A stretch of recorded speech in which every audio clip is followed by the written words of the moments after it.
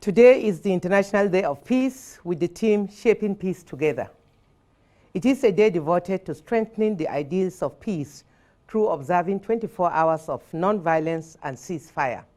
And I'm sure you'll agree with me that women are peacemakers. As we observe the 2020 edition of the Peace Day, it is gradually dawning on us that we are not each other's enemies. From all the happenings at global and local levels, our common enemy is the COVID-19 pandemic, which has left in its path tales of wars and agony. It has brought us all to the realization that we can no longer pretend that we are not bound by a common desire, which is peace. When there is peace, the world prospers. Life goes on without threat. It has taken a mere virus to show us that the world is indeed a global village. I therefore call on all to embrace peace in all its ramifications.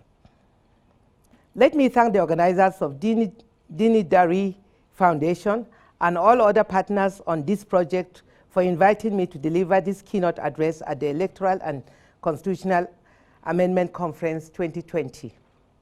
This conference is apt, coming at this time when the 9th Assembly has called for submission of memoranda on the review of the 1999 Constitution, which commenced the process of further alteration to the provisions of the 1999 Constitution as amended.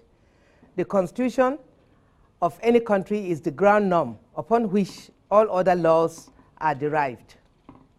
It is the basis for addressing inequalities in the society and the national transformation. This therefore calls for inclusion of all stakeholders, particularly women.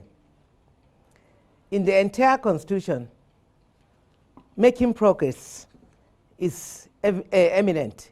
It is therefore important that all stakeholders participate in the overall constitution-making process.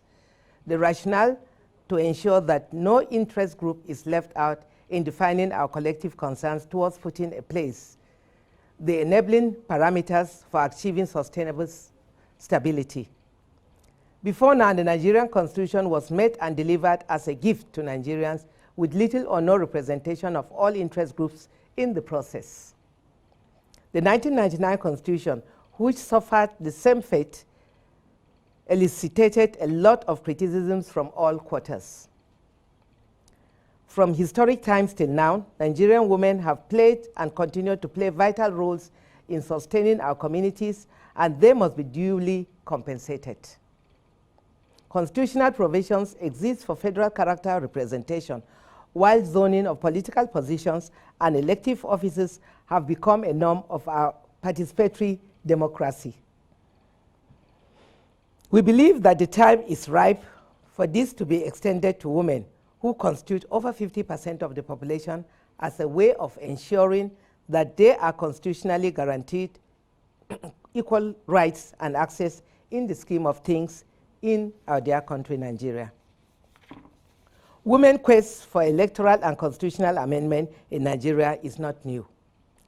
There have been several attempts from now, including the unsuccessful attempt in 1998 under the then military administration of General Abubakar Abdul Salam to review the draft 1999 Constitution.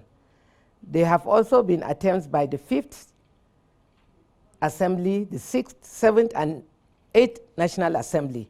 The most significant of their effort was in the year 2000, under the democratically elected government of President Olusegun Obasanjo, when women's efforts were partly rewarded by the agenda-setting signals it sent to women activists and other civil society groups nationwide. The then Presidential Review Committee, set up by President Obasanjo, on page 4, volume 1 of their report, had expressly stated gender concerns as one of the contentious issues raised about extant constitution and several others. The recent call by the Senate Ad Hoc Committee on the review of the 1999 Constitution, which again commenced the process of further alteration to the provisions of the 1999 Constitution as amended, is perhaps the climax of such efforts by Nigerian women to add their voice to the entire process.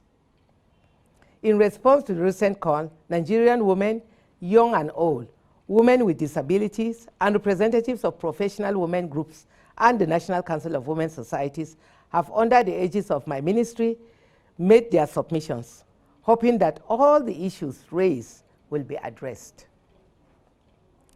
Women have been marginalized and have not been constituted in the process of the Constitution. They were never consulted, and so the Constitution cannot be representative of women's view and interests.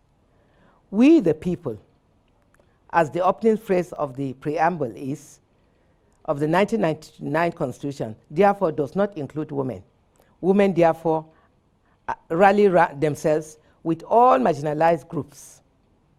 Women's views must be included in the Constitution for it to be representative of the people of the Federal Republic of Nigeria.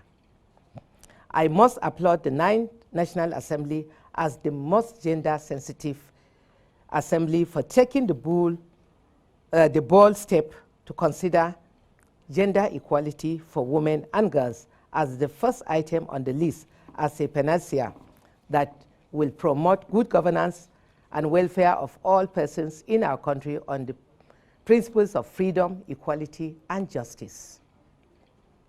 Despite the doggedness and strength of Nigerian women, there are still factors that negatively affect them and perhaps kept women in perpetual oppression. These factors are responsible for hindering them from reaching their full potentials. It also limits their freedom and prevents Nigeria from benefiting from what women bring to the table, especially in the areas of peace, security, and economic growth. Nigeria will witness a major milestone on the 1st of October 2020. We'll be clocking 60 years old. Our Diamond Jubilee has been dominated by conversations on the future of Nigeria as women. We are demanding that equal rights and opportunity for Nigerian women is firmly placed at the center of this conversation. Our nation will be better for it if almost half of the population is no longer left behind, but enabled through key laws and policies to carry their own weight and contribute to national growth. Have we made progress over the years? Yes, we have. The Violence Against Persons Prohibition Act, VAPT Act 2015, the Child Rights Act 2003, the establishment of sexual assaults and referral centers, sexual offenders registers, securing inheritance rights for women in some parts of the country, banning of female genital mutilation, appointment of women to key positions, though very minimal, bringing the issue of gender-based violence to the front burner of national development, mainstreaming gender concerns in ministries, departments, and agencies, to mention but a few, are huge steps to protecting the rights of Nigerian women and girls, but more needs to be done. Therefore, there are factors within our laws that need to be rectified for the sake of equality. The current constitutional amendment process creates yet another opportunity for Nigeria to do the right thing for Nigerian women. Their demands are simple: equal rights and equal opportunities. An equal society is a better society and will be a peaceful society. Equal rights and opportunities for Nigerian women does not equate less rights for others. It means a balanced and more functional society for all Nigerians. Every Nigerian wants a balanced and better Nigeria. We all stand to benefit from it. The Women in Politics and Governance Conference 2020 presents the opportunity for my ministry, civil society partners, women groups, and allies to amplify and set the tone for the conversation on equal rights and opportunity for Nigerian women in the current constitutional amendment process.